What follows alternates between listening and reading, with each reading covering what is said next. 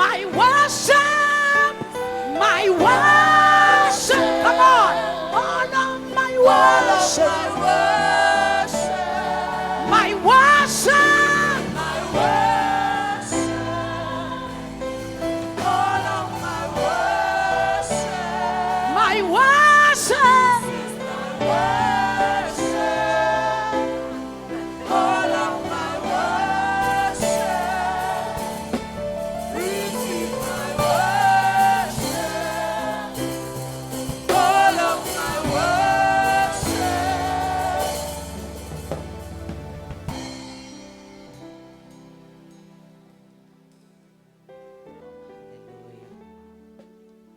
Hallelujah. I love this song. I love worshiping the Lord.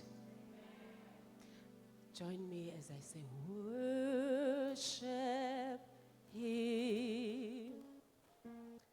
Oh, worship Him. Worship Him. Oh,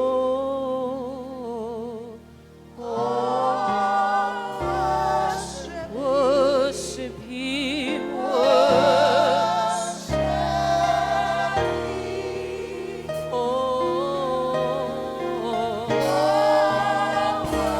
Worship Him.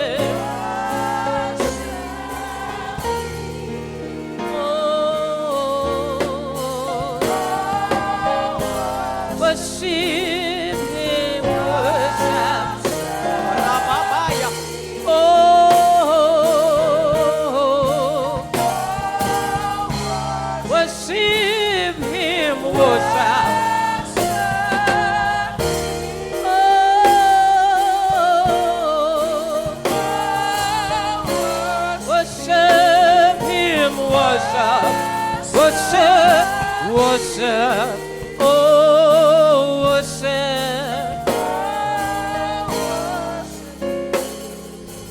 Jesus the King, Jesus the King. Ayala Bokarabosa. Oh, Jesus the King, Jesus the King. Oh, worship,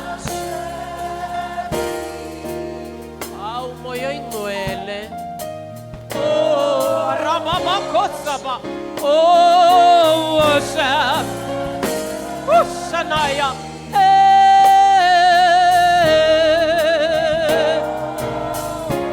worship Him, worship, oh, worship, oh,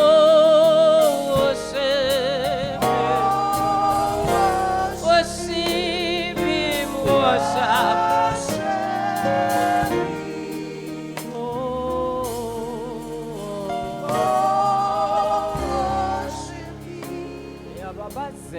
Nkulunkulu ungcwele ungcwele ungcwele ungcwele wena wedwa umuhle somhlekazi amakherubi namaserafi amane babazi igama lakho athi ungcwele. We join the 24 elders as they take down their crowns to worship and honor you, O King. Ebusuku sithi bayede. Ebusuku sithi bayede. Shalabakusaya alamayende debosha. Sithi bayede, bayede. Oh, bayede lamakura masaya. Ilama kumpreska ba ilama hundere boshataya. Shanaya lama hasaya. Ilama kusa brandere bokosa maya. You are holy, Jesus. We thank you for your presence in this place. Yoshaya lukomaila zika kubaya ikaila kuzimria tobaila seika labande. We thank you for your holy presence in this place. Eshaya kusia maya elaba kuradeska maya. Move and do only your will. We submit to you this day, Lord. All that we are, Shikaya Lobosaya, Ribadukamaya, Urabisiano, Komahandelebeshataya, Borabasuya, Kaleboshanaya. Thank you, Lord. Verikos Kumbria to Kambra Kota Baradoko Basuya. Thank you, Holy Spirit. We worship you. We worship you. Langaluglunga. We worship you. Great I am. We worship you. Lily of the valley. Bright morning star. We worship you. Thank you, Holy Spirit. Thank you, Holy Spirit. Can we celebrate Jesus this evening together? We can do better than that. Hallelujah! Hallelujah! He's holy! He's holy! He's worthy! Shalamoya Bakosaya! Only you are worthy. Only you are righteous. Matchless King. Thank you, Lord. Hallelujah. May you take your seats in the presence of the Lord. Hallelujah.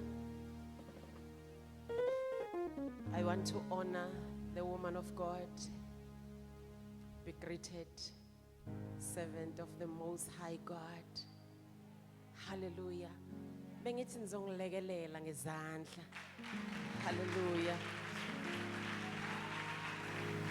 Ngiyathobeka kakhulu, man of God. Ngiyathobeka ogcobeni lwakho, man of God.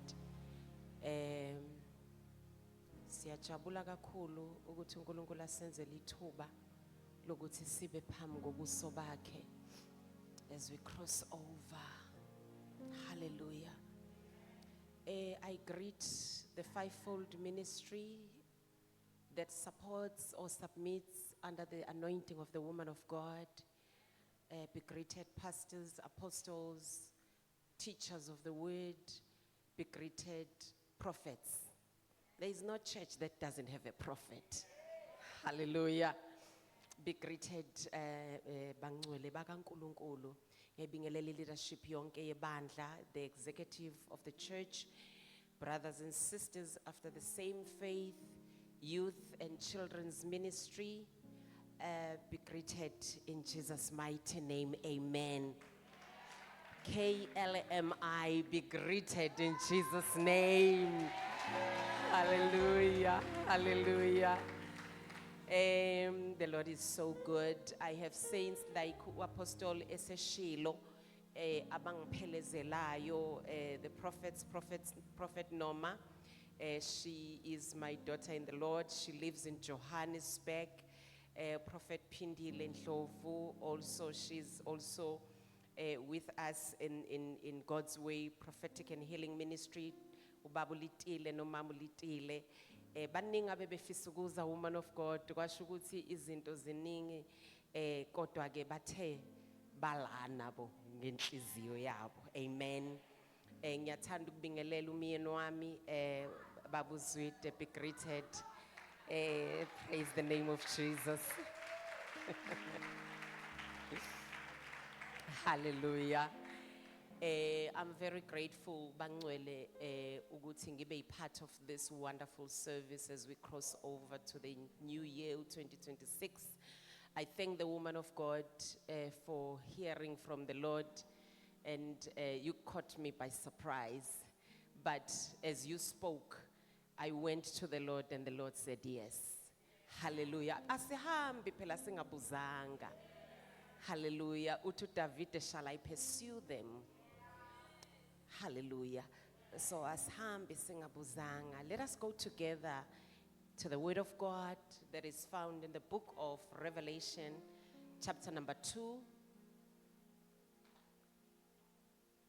Ngiyabonga kakhulu worship team, ngicela nimpashayele izandla besayohlala phansi. Hallelujah. Ngizwile kuthuba busoto. Hallelujah. Ngicela ungikhonze baba. Revelation chapter number 2, verse number 1 to 7. Hallelujah. Chapter 2, verse number 1.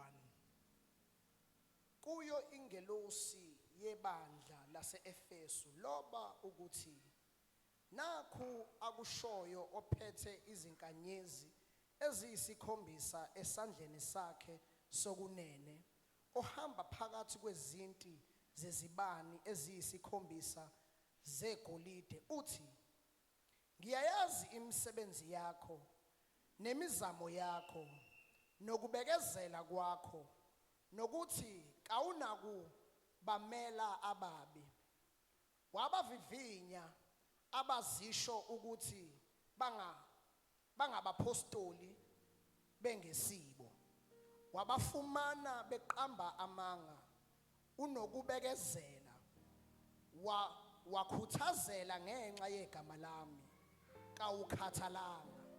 Kepha nginalokhu ngawe ukuthi uluyekile uthando lwakho lwakuqala. Ngakho khumbula lapho uwe khona, uphenduke wenze imisebenzi yokuqala. Uma kuke njalo ngiyeza kuwe, ngilususe uthi lwesibani sakho endaweni yalo. Uma ungaphenduki, kepha unalokhu ukuthi uyayizonda imisebenzi yamaNikolawu engiyizondayo nami.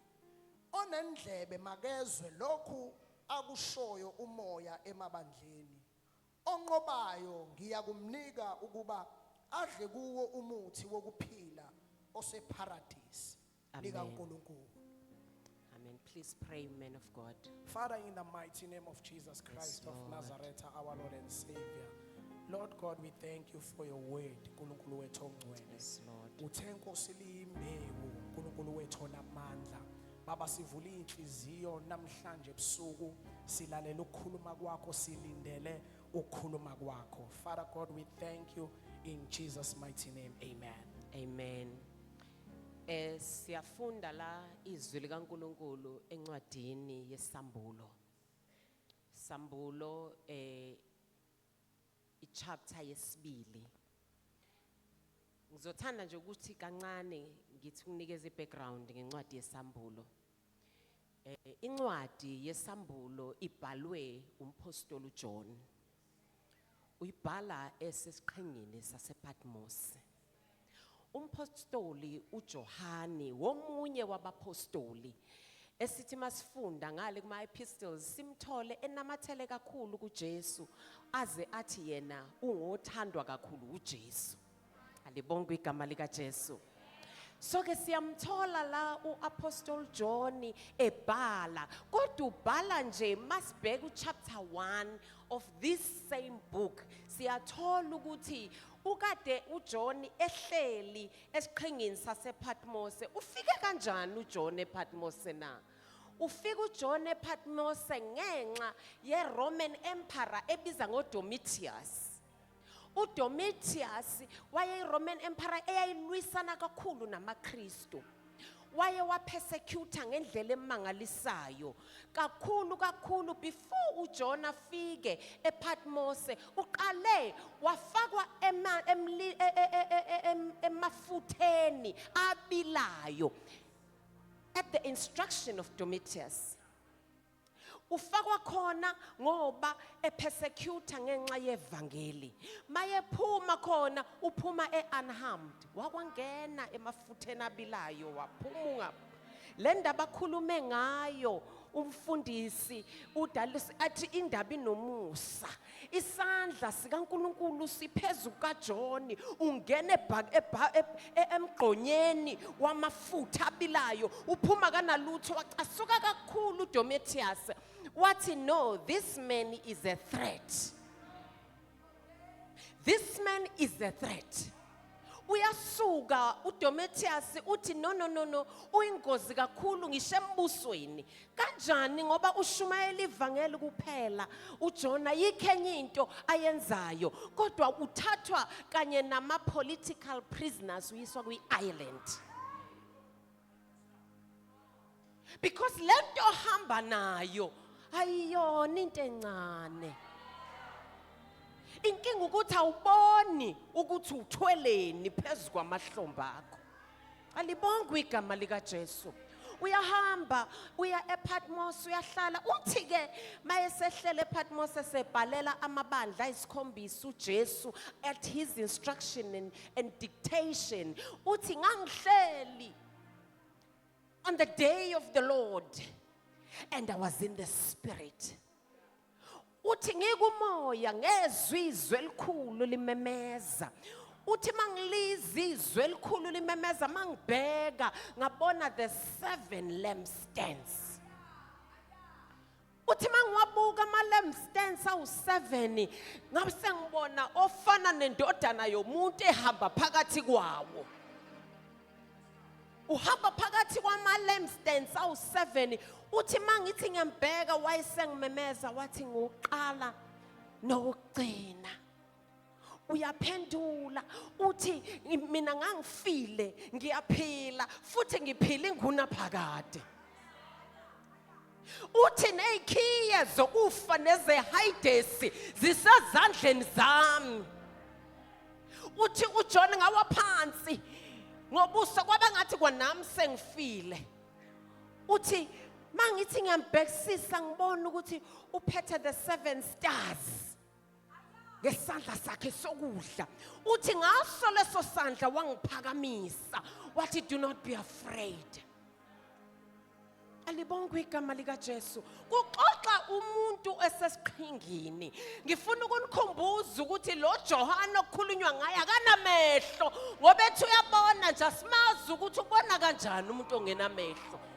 Alibonga igama lika Jesu. uJohana uthi mayevuka lapho ekuvusweni ngesandla useyasho uJesu uthi ngikuthuma emabandleni ayisikhombisa ase-Asia, abale ngokuhlukana, ibandla lase-Ephesus, ibandla lase-Smyrna, ibandla lase-Thyatira, ibandla lase-Sardis, ibandla lase-Pergamum, ibandla lase-Philadelphia, ibandla lase-Laodicea. 7 churches.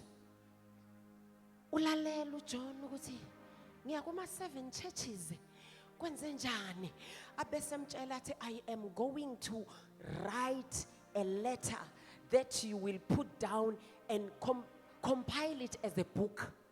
Awutshela umakhelwane uthi a book, incwadi, ibhuku linama letters awu7 abheke kuma churches awu7 ase-Asia.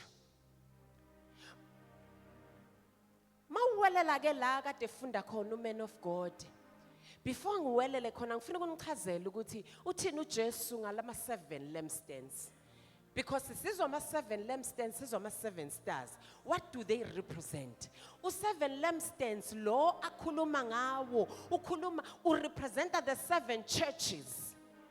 U7 stars ukhuluma ngama angels of these churches. Lenti yasifundisa ukuthi ibandla nebandla linengelosi labasuya. Lengelosi kuleli bandla nebandla iyakoleka yonke into eyenzeka eKLMI. Ukuthi nenzani la noma ngabe ukwenza kufihlekeni ngoba ububandla lobesikhuluma ngabo uwe hehe. Asibuku apostle masikhuluma ngebandla kukhulunywa ngawe mina nawe. Because we are here in this assembly, but we are all representing the body of Christ. Uthi ke uJesu maye communicator noJohn uthi hamba uye laphayana kulamabandla hlala phansi ubhale bhala konke engizokusho nokubonayo nokuzokwenzeka. Alibonge igama lika Jesu. Yaqala kuJohn uyathatha. Can you imagine ukudictatelwa ubhale masinyane kuthi ungashino kodwa futhi ungaedina kunye? Ngoba incwadi eyodwa nejudgment ile attached to the things that are written in the book of Revelation. If you add something, judgment is over your head. If you minus anything, the judgment. Yet he was supposed to write whilst Jesus was speaking. Alibonge igama lika Jesu. Well, chapter number 2 says fundile woman of God ukuthi liyafika ke incwadi yokuqala iya eEphesus. But before I get there, I just want to give you a hint ukuthi lezi incwadi ezu7 zazimi kanjani, lamabandla u7 ayimi kanjani. Elokuqala ibandla iEphesus, ele7 ibandla iLaodicea. The two churches elokuqala nelokugcina were in great danger. The second church and the sixth church, which is Smyrna and Philadelphia, were good churches according to the eyes of Jesus. Yo. Khuluma mina ngamehlo neopinion kaJesu. Ithini opinion kaJesu ngeKMLI?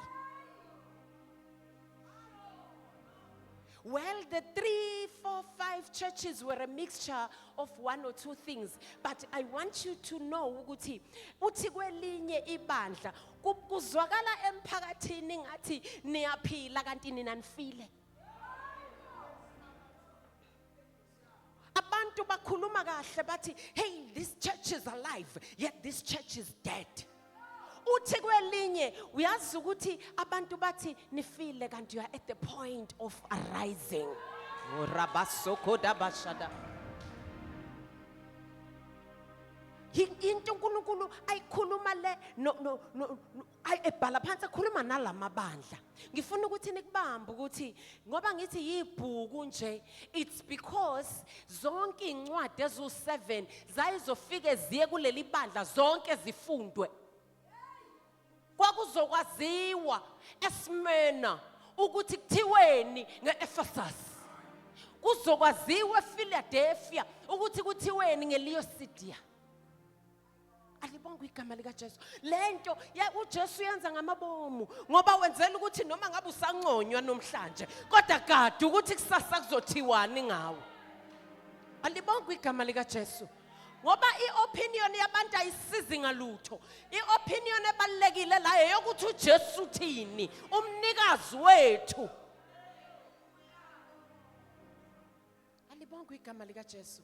Kuyazwakala ukuthi uyabhala uyaqala ke uyabhala uJohn ubhala incwadi ke manje ngifuna nje ukufocusa kuyase Ephesus woman of God bese ngihlala phansi. Ephesus kuphela uNkulunkulu angithume ukuthi ngizokhuluma ngayo la ekhaya. Ngifuna uqale ngikhulume nginichazele ukuthi Ephesus yayisima kanjani. Ephesus kwakuyidolobhana elaliso sebeni lolwandle.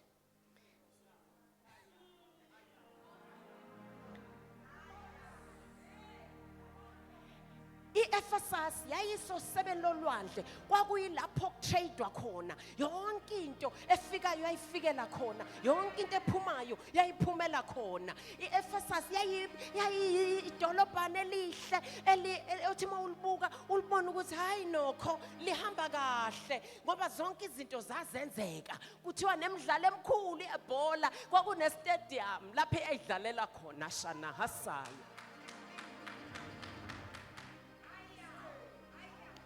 iEphesus zazenzeka izinto khona kumnandi kodwa indaba ithi kuyo le Ephesus kwakukhona ithempeli elalibizwa ngeArtemis.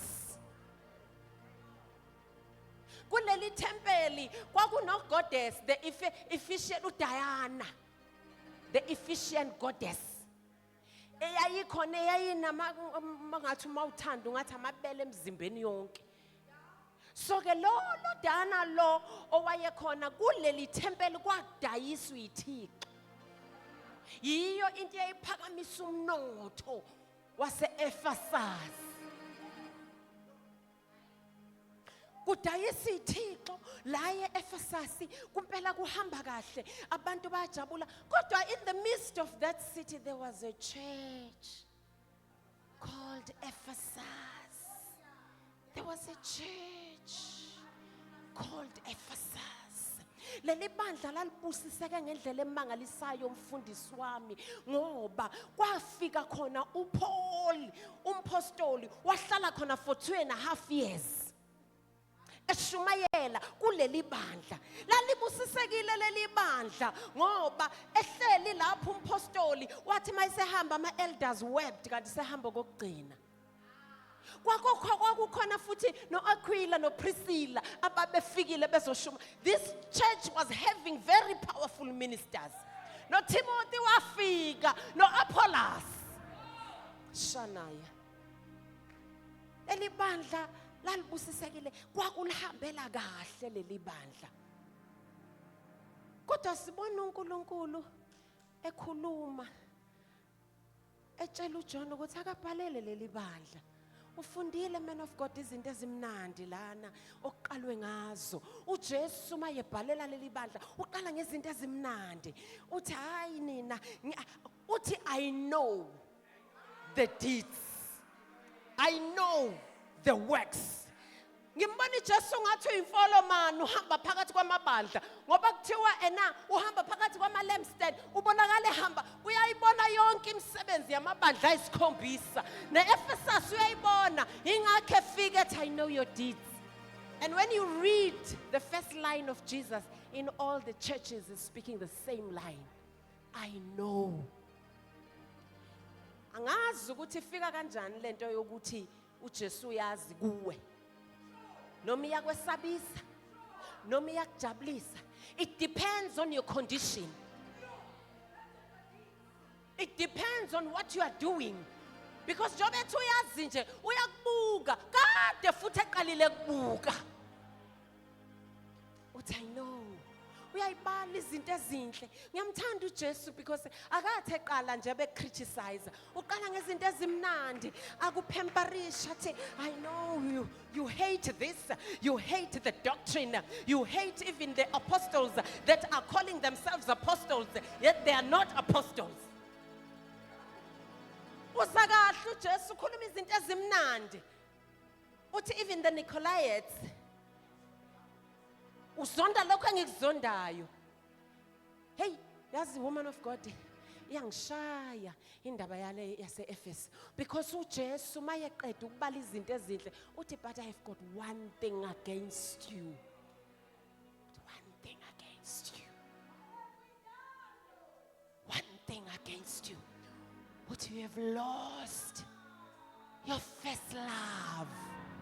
Shalabasukanamba shilakurabasaya. The things that you used to do, the first passion. Wawenza njani usanda kusindiswa wena? Wawenzani? Uyazi we woman of God kunento ebuhlungu. Sinama actors and actresses in the house of the Lord now. Sisenkingeni entshasha yokuthi abantu are performing sise Hollywood.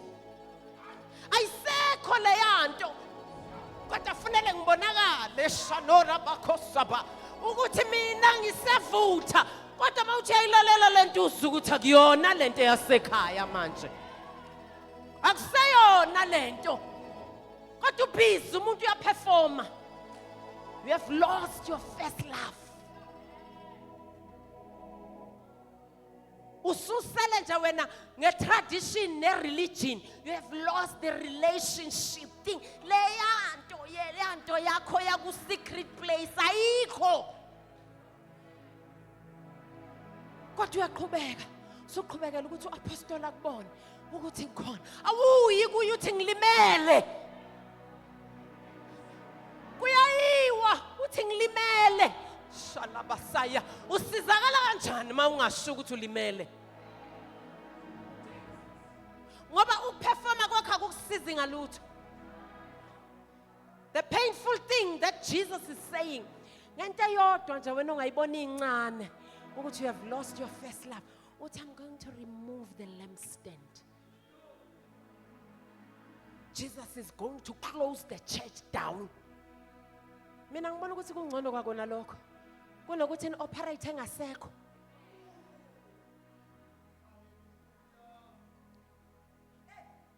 Asekho umoya ingcwele. Abantu babhizi bayaperforma. Uthi uyafika. Hayibo, abantu bakhaliswa yini? Ngoba akekho lo muntu. Akekho umnikazi wale ndaba. Uphi umnikazi wale ndaba? Abantu bagxuma kangaka. Uphi umnikazi wendaba? They've lost the first love. First love is gone. Alibonke igama lika Jesu.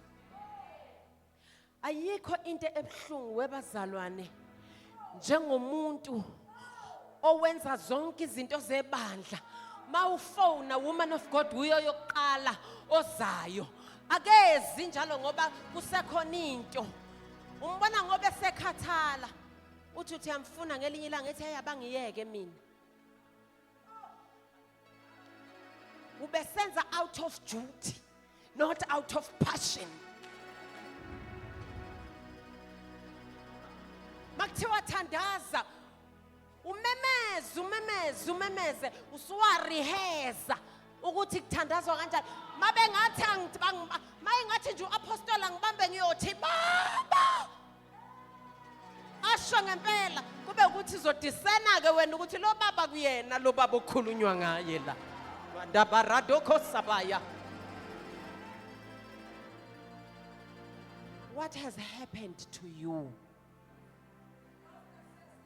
What has happened to you? Wase wenze njani malulahleka uthando lokuqala? Ubhizi kodwa sisabona ukuthi wenzani. Alibonge igama lika Jesu. I want to moya ingcwele. Elabasuya elemonte debosha takarabasia. I want us to look into just a few things. Ukuthi yini le first love uNkulunkulu akhuluma ngayo. When you read the book of John chapter number 3 verse number 16, iyasifundisa ukuthi uthando is action. Uthando is not a lip service. Mawuthanda uNkulunkulu ubonakala ngokuthi ugcina imiyalo. Uthi abangithandayo bathanda omakhelwane. Azathi thanda ngishisi. Sinenkinga woman of God yabantu abathi mina ngimphiwe ubani. Mina ngiyakwazi nje ukuhlala ngingamkhulumisa unyaka wonke. Kusho umzalwane othi ngineminyaka u20 ngasindiswa. Woman of God athi umuntu ngineminyaka mina ngingahlala nje ngimbuke nje. Kusho umzalwane ovuthayo phambi kaMphostoli. Athi nje ngimfuna athi I love her from a distance. Ulungile at the arm's length. Kodwa kuthiwa wena thanda isitha sakho. Usho komunye umzalwane ukuthi wena umphiwe.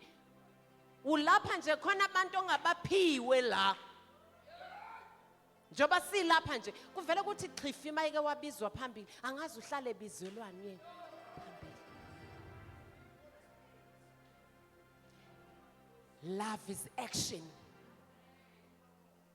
Uthando uthi uJohn 3 uNkulunkulu walithanda izwe kangaka waze wanikela ngendodana yakhe izelwe yona yodwa ukuba izwe lonke lisindiswe.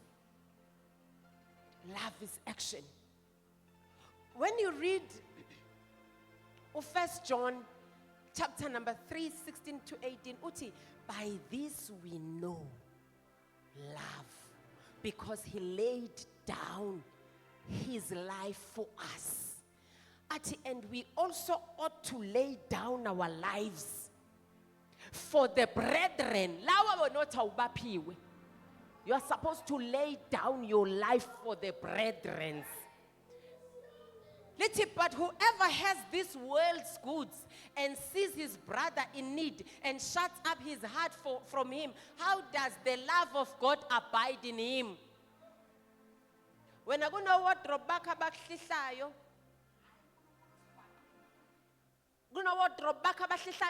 when I got the wakulpala, got to sabeg in Pasha Zakas who size 32, Nipel and Jalo Wen, who come in Pasha Wardrobe.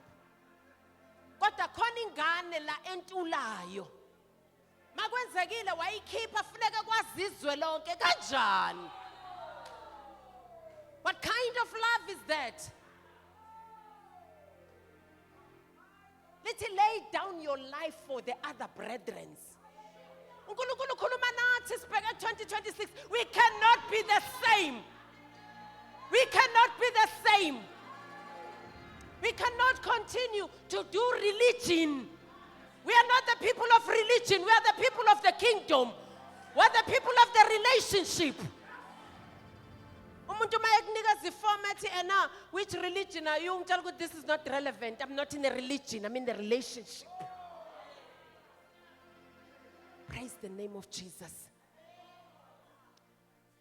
Ati mangabe qedela ati, my little children, let us not love in word or in tongue, but in deed and in truth.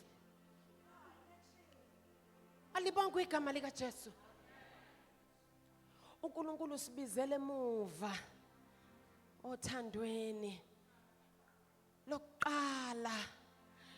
Uthando lwakho lokuqala, woman of God, ngesikhathi engasindiswa ngase ngingisisho kwakuthi woman of God, mina ngiyinhlwa ke ngayakhula nje ngihamba ngedwa, ngasindiswa ngihamba ngedwa, ngasindiswa kushunyayeliwa kodwa ngadliwa uNkulunkulu ngingedwa. Ngangifasta 3 days, ngithi kusemsebenzini ukuthi kuyilunch ngigijime ngiye eroomini lapha engihlala khona ngiyoguqa phansi ngingamazi nalo uNkulunkulu engimfuna kodwa ngimfuna.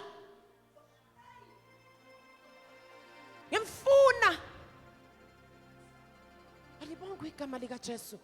What were you doing? Uqala wena wenza wawenzani? Yini lena yenza ukuthi ungasakwenzi lokho wawukwenza? You have lost the first love. Nanka ama effects of losing the first love. Bonakala ngani ukuthi usuphelile uthando lokuqala. You move from fervor or zealous for the Lord to form or embody the world. Izwe liseduze. Woman of God, izwe liseduze kabi. Sengishizwe lapho obuya khona. Kuseduze kakhulu kunoma ucabanga. And into emnandi ngoSathane ukuthi akathatha amanzi awabilisa bese kuphosa kuwo. Ukufaka kwabandayo, woman of God, aloke News 31. Istove at 2. And you become complacent and you are fine. And it 3. Ifudumale nawe lento. Uzizwe nawe ukuthi hayi yabona amakhala lezi yazinto ezayikhala qala ungasanandaba sewuyazizwa manje. Uthi yazi inye ingoma yakulonyaka uyazi khona into eyenzayo. Kanti uyaqala uyafudumala. Ufudumala in the wrong side. You begin to drift away from the initial fervent that you had, the passion that you once had. You begin to drift away from it. Ubona uthi mayithi uyathandaza umuntu umbona usekubangela isicefe ke manje lona. Uthandaza. Nalokubizayo ukancane uthi hayi ngizokujoyina, hayi ngizokwenza yami i-secret place, ngizothandaza ngedwa. Wazi kahle ukuthi wena usathandaza. Ikamera lakho nje mawuke wathi baba lithi hayibo ubani loyo? Ngoba wena usathandazi wena. Kuthuka ikamera umbhede wakho uthi mawuthi yaguqa eduze kwa uthi hayibo kwenze njani khona ayixosha yoni. Ngoba lona phela akathandaze. Kodwa la woman of God mawumnika imic. Spirit of discernment is very important. uthi uyayibamba imic uthi ngithi thula. Angithi ngumprofeti phela. Uthula manje. Angilindi kusasa. Ngoba phela asikho bakithi eHollywood. Asizile ukuzoperforma la. Sizofuna uNkulunkulu ebuNkulunkulwini bakhe.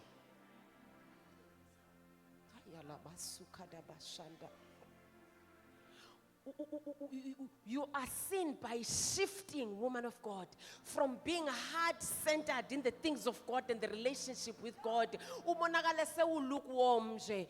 Ubona ukuthi hayi sesiyaya nje sontweni. Sesiyasonta. That overwhelming passion that you used to have has become an obligation. Makuthiwa come and clean the church. You are now seeing it as an obligation. Hey, kodwa ngizokwenza njani phela ngoba kodwa ngabe kwahlala kuthiwa kube yithi sodwa kwaba yini isihambile ipassion. Wa complain nje sakumthwala siya kwesinda lento. Ashana yala basiya. Usubona ibedding. Hey, kodwa kusashintshana ngani usubuza ama roster kanti usanda kusindiswa wena wawuthi noyana wenoyana kumangalo uclean itulo lapho uyintombi yakwene hairstyle yakho lokhu yithi uthi noyana phezulu namhlanje usuthi hey sikhathele thina njalo yena uzubuze umholi wakho yena uapostle konje uyasicabangela nje kodwa yana njalo uhlale efaka amahile emuhle thina la ufuna ukufika indlisi right ubuza bani ubani lo nombuzayo ubani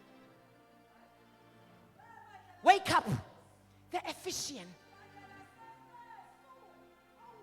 usuka from the love to duty awusakwazi ukwenza into from uthando sekumsebenzi sekuyinkanakana yonke into akafike la uapostle athi uyafika abona ukuthi ayikhona into engahambile kahle. It's because people are seeing this as a duty now. It's no longer happening from the deepest of their bellies. They're just moving around so that they are seen to do something, but there is nothing that pushes them. Uyazini webazalwane ukuthi iministry akona ukuma la epulpit ushumayele kuphela. Ukubamba isihlalo usibamba usithinta intuli awusithinti intuli isihlalo uthi lozohlala la moya ingcwele mbambe lozohlala la mlilo wasezulwini mshise lozomala mola basa kukhulunywa ukuthi yaxhuma iworship team kodwa ufica umlilo wasezulwini phezulu abantwana bamlaba abashayayo sebevele benza ikhoba lomlilo. Because they are not here just to connect and play. They understand ukuthi this is a goal that we want to achieve. The soul winning, the repentance of people, the restoration, the redemption. All the words you can think of that are speaking to ministry. Whatever you do, wherever you are not doing it for the apostle. You are doing for the King of Kings. Act as such.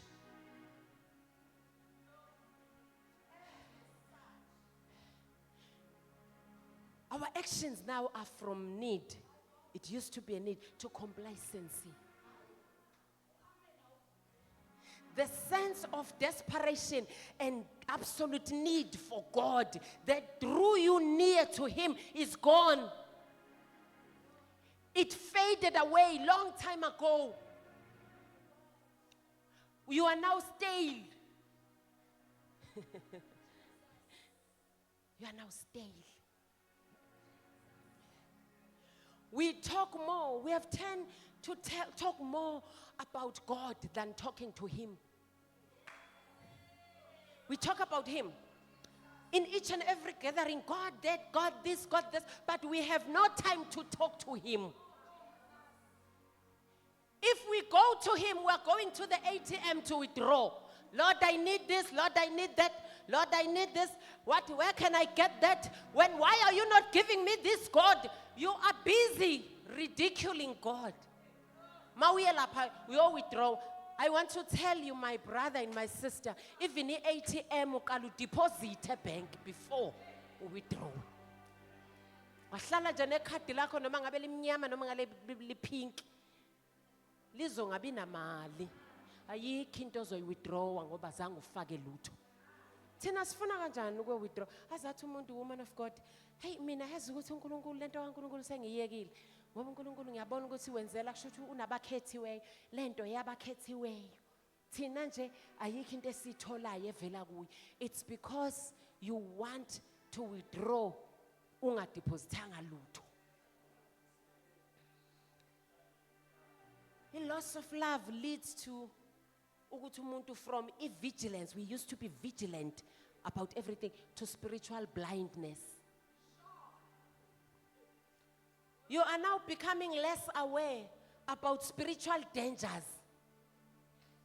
You are less desirous for God's presence. Awunendaba uthi masikhonzile nje, hey kuthiwa u-12:30 ngani kwathiwa ebhodini kuphunywa ngo-12:30 fakuphunywa ngani because uzoklokha wena la. Ayisekho wena into izele la yokuzofuna uNkulunkulu. Wena usuxakwe ukuthi wawaziwa ngakini ukuthi ngesonto uvuka uye esontweni. Wenzela manje abantu lento ayisengawe noNkulunkulu isingabantu abakubukayo. Wawugcina wena waziwa ukuthi uvuka ngakini uwe wedwa ovuka uye enkonzweni usuvuka ngenxa yabantu awusavuki ngenxa yalento ekuwe ngaphakathi. Ufila umntwana ngaphakathi kasekho. You know what is the painful thing? Ukuthi we still confess our sins. Ayikho into ebuhlungu njengomuntu othi baba ngithathelele zonke izono zami ngizenzileyo. Yazi ukuthi I have taught ukuthi mina we must learn to name them one by one. Yes. Name them one by one. And if you can find someone that you trust, that you can tell. Do you know there is power in saying something that you did? Yazi ukuthi ngithuse wena. Yenze kanjani kodwa into nje make wayisho, yes this is what I did. Ngihlebile. Ngikhulume kabi. Ngangisayona sasihlambuluka thina before singene esontweni. Ngoba kwakuthiwa hayi ungezi nezinto ezingcolileyo. So ke isiyaphela leyo nto ngithi sesimodern thina. uSathane uyasimodernize ukuze asuse izintweni eziyizo. You are no longer, even if you do confess, it's just a vow that cannot be fulfilled. You don't honor your own vow. Lord, I am sorry. Sesaba, oh, I am sorry. I'm sorry, Lord. I'm sorry. I'm sorry. Ubuyele ngakusasa uNkulunkulu of grace. Angithi sesiyibandla lika grace phela ni. Angithi nina niya the Grace Church. That's ukuthi grace nina yenza yonke into. You can do anything and go back to God and say I'm sorry. Kuze kucije imlomo, I am sorry. I am sorry. Let us repent. Repent. 360 degrees. Ungabonakala usubuyele kulento okade uthe wena uyayishiya. Ukuphola nokuphela kothando lokuqala kubonakala ngomuntu osho ngomlomo ukuthi ngiyagcina nje ukuyenza lento ngiyagcina nje sasabonakale khona uthando luphelile. Khumbula ukuthi wena usindiswa wena wayishiya izinto. Khona sebabuyela kulezi zinto abayishiya mzwane besindiswa. Gradually useqashela befundisi leadership ingalaphi. Bangapha abantu abadala bangalaphi. Wena nje usuwaba uqashe lina. Ngoba awufuni ukwenza into right. Instead ufuna ukugadwa ngabafundisi ukuthi ukuphi uhamba ngakusiphi istrada apostle. Yazi apostle akajwayele ukuhamba kulesi strada uthi wenza zonke izinto owuzenza. Kwenzekeni? What has happened to you?